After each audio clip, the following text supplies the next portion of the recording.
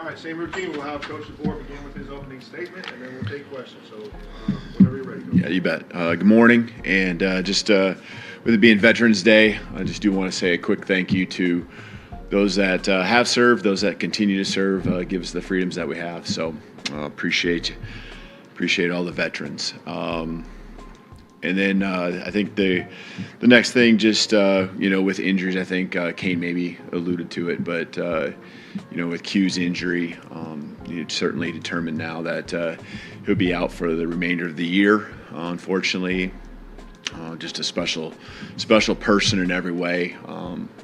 You hate to see a guy who pours so much into it, go through what he's going through. And he just, the one thing when I think about Q, it's not just what he does on the field, but pre-practice, he is mentoring, doing things for other guys.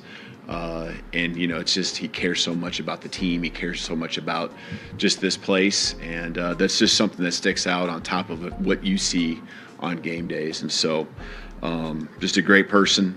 He's poured a lot into this place. And then I think recapping LSU, just proud of the way the guys prepared, proud of the way that they started, the confidence that they showed early on led to the production, led to us playing our most complete game, offense, defense, special teams, always areas that we can continue to improve. Probably the biggest thing that I saw is just our kickoff team, which has been rock solid on top of it all season long, one of the best in the country. I put them up against anyone. Just having some times where we lapsed there, and a couple new looks that we needed to adjust better and quickly to. So just that was one area where we need to be better. But moving forward to Mercer, extremely high quality football team, and us handling success coming off of a game or games that we've had here. It's important for us to do the right things as far as knowing no points carry over from last week. Nothing as far as our stops carry over. We've got a team that's coming in 9-1, very confident team, pretty much lead their league in not every, but most statistical categories on both sides of the ball. And so just, want to make sure we continue to do what we've been doing to take the steps in moving forward as a football program. Thanks, Coach. We'll start with Charlie here on the right. Yeah, Coach, Kane kind of alluded to it, but Keanu Coote wasn't with you guys last week, and he kind of said he wouldn't be here this week. Do you have an update just where his status stands? Mm-hmm. Yeah, he wasn't with us, and he's suspended right now, and so not going to get into length or anything like that, but he won't be with us this weekend. Yeah, Kalen, what types of, pre-snap adjustments did you guys make from previous road games for this game, specifically with making sure that clean snap, timing was right, making sure noise didn't affect things? We did a little bit with just the procedure, a little bit of adjustment on just communication there. But it's stuff that it's just, we had done it that way. We've done it both ways, different places I've been. Feel good about both procedures. We just did adjust and tweak it just a small amount. I think probably as much as anything, it's the number of reps we got, and just this being the second time really after the Tennessee game, and then also having a bye week and just really honing in on it and be dialed, and helps when you make plays too, and there was less plays where we had as much noise. And so the percentages were more in our favor as far as just the execution piece. But our guys just did a better job handling it from start to finish. Go far left to Chase. So if this comparison is a reach, then feel free to shoot it down. But 2 years ago, your first season at Washington, you won a huge game against Oregon. It was a November road game, just like LSU. You had 2 losses at the time, just like LSU. Mm-hmm. You win that game, and you hit the streak where you don't lose again until the CFP this past January. Was that Oregon game a catalyst for the culture you were trying to build there? And can this LSU win be similar that way? Mm-hmm. Yeah, so our experiences that we have individually, right, we always remember them and the learning moments that you go through. For our team, they weren't through that. But for me, just, you do take in those times, whether it's that season or 10 years ago. There's just things you go through that were part of the process then, that you try to remember and try to figure out what worked and what didn't, to keep the team moving in the right direction. And honestly, it's really simple. You got momentum to build off of. You make sure you take advantage of it, and then you also continue to just keep the pedal down, keep focused on what you believe in. And we've been doing that, and we were doing that then that year, and we're doing that now. Just stay in the course. And just because all of a sudden, you kind of feel like you get over a hump doesn't mean, you can just let off, because it's about the next play. The next one's the most important one, and that's good. That's been our focus really since day one. It's just that now the execution, the number of reps, all of those things are helping us execute better. And so, the question's probably, Nick was just up here. How were we able to, be more productive? Well, our execution is better. We weren't behind the chains, and so the playbook's more available to you. It's a lot easier to call plays, and so just all those things, those experiences that you're referring to, yeah, I'm certainly aware of those, and it feels a lot like that. But it doesn't guarantee, right? It doesn't guarantee us anything. We got to keep moving forward, build on the momentum that we have right now at this point in the year. Staying on the left side, let's go to Tony.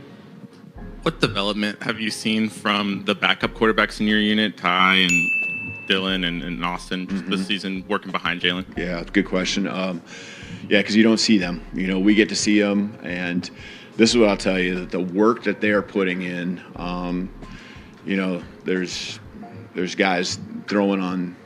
I guess yesterday been Sunday, right? Because I can envision walking outside for a second and seeing one of the guys out there throwing at 9 a.m. in the morning, doing his thing, and others just really paying attention in the meetings and coming up and meeting individually with Mitch Dowling, with our offensive staff, Coach Sheridan, myself, just a lot of opportunities that they're all taking advantage of to help their growth. And then they get on the football field. You see familiarity with the offense, especially those, Austin had a little bit more familiarity, but then you also see growth in fundamental things.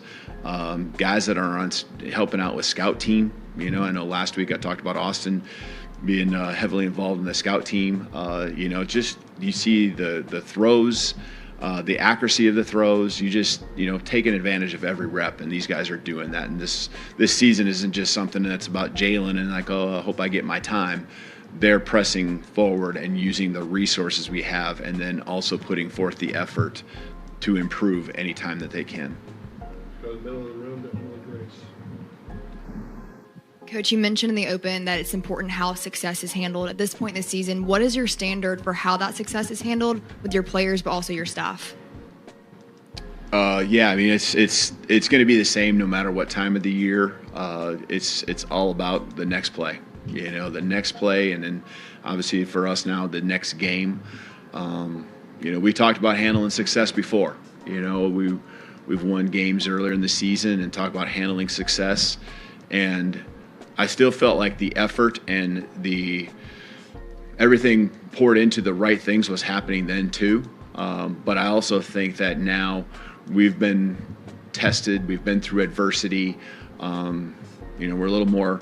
We've been through the battles together, and I think we understand better who we are, but we also understand better, what we can do. And we're honing in on what our strengths are. We've continued to really focus on the weaknesses and areas that people maybe perceive as ways to get after us on both sides of the ball. And so, I think that's the whole key, is handling success is one thing, but our just continual development and growth and improvement, that's a big deal for us right now. And that's what's happened over the last 3 or 4 weeks, is that's finally coming to fruition. You can see it in practice, and unfortunately there's been times where you don't see it in a game. Now you saw it in a game in a lot of different ways. Back right. Coach, some of the reporters here covered Coach Saban in the past, and the players had Coach Saban as their coach. How do you handle a success like that? The social media, everyone's saying Alabama's back after a must-win game, and kind of telling them to stay the course, kind of like what Emily Grace was saying. Yeah, I think we've I don't want to say we learned a lesson, but we understand that doesn't matter, right? And we understand that it's all about building on what we did do last week, because it was significant, just like we would learn from, the areas that we're falling short on a game we've lost. But it's all about just staying with the process, staying with the preparation. I want the guys to keep an edge, because I think there is a little bit of an edge, a little bit of a, I don't want to say chip on their shoulder. I think edge is the better word to use that we have.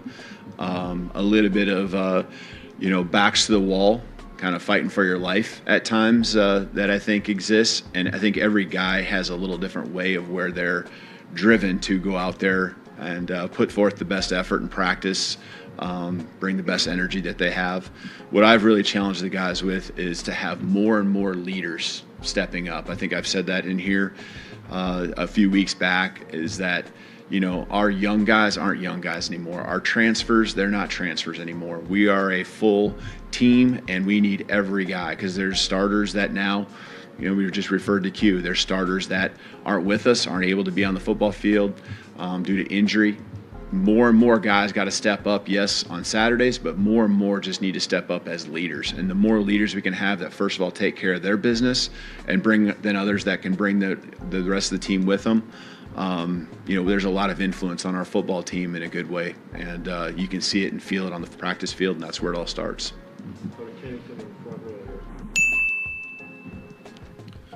Kind of on that note, how did Devontae Smith come out of Saturday, and what did you see from Deshaun Jones filling in to his place? Good question. With Deshaun, he's been just right there, ready to go. We've moved him around a little bit with positions, just because he's a very versatile player, and he's got game experience. With his past and coming in, just kind of learning things and being ready to go. I'm really proud of him for that. So I'm excited about his growth that he's had and the opportunities he's taken advantage of, like he did on Saturday.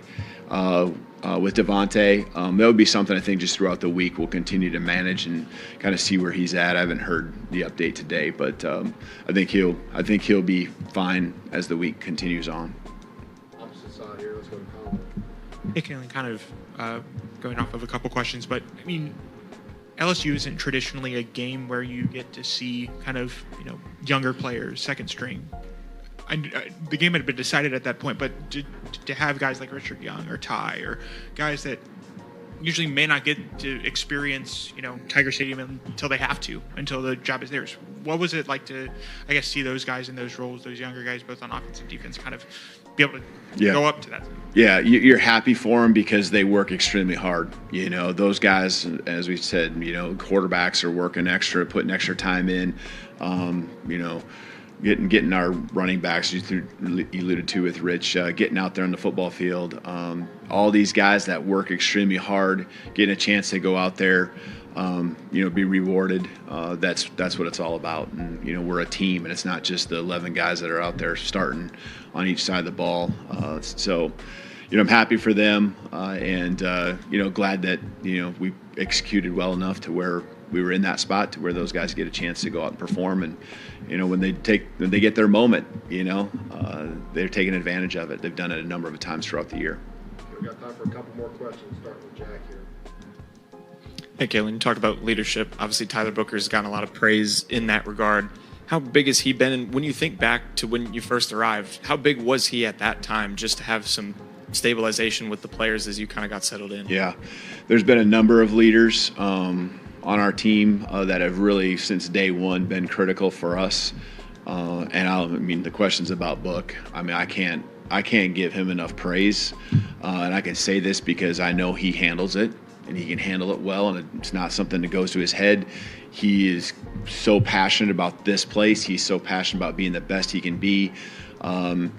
He's got a resiliency, I think, and just, that has helped us as a team also have that, level of response to adversity that's been positive.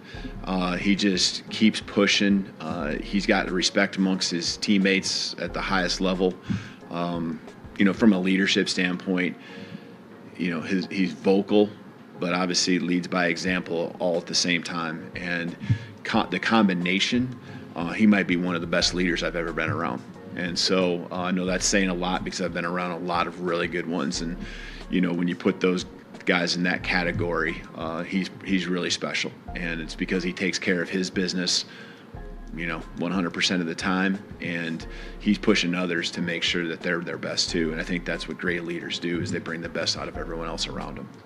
All right, we'll finish up here on the back line. You've now had a blowout and a shutout over ranked opponents. What does that mean in terms of making a statement? Yeah, I like the progress we've had, and every week's a new challenge in different ways. Last week, just, with the passing game and kind of the way that we felt we knew they would attack us, rising to the challenge, was big. And the shutout the week before happened as a combination of stopping both the run and the pass, different quarterbacks in and out. But that's progress. Like, there's steps forward. There's confidence that continues to build, a trust that happens between the front and the back halves. I really like the demeanor that they bring, and it all starts with what their demeanor is going to be tomorrow morning, Tuesday, when we step on the football field. That's really the demeanor that you want and that we've had, that needs to continue for us to do the same thing this Saturday that we did last Saturday. And so, again, when that mindset's where it needs to be and the work's done each and every day, that trust, that belief, it just continues to build. And you can see that with our defense. All right, thank you, Phil. Thank you. Roll Tide.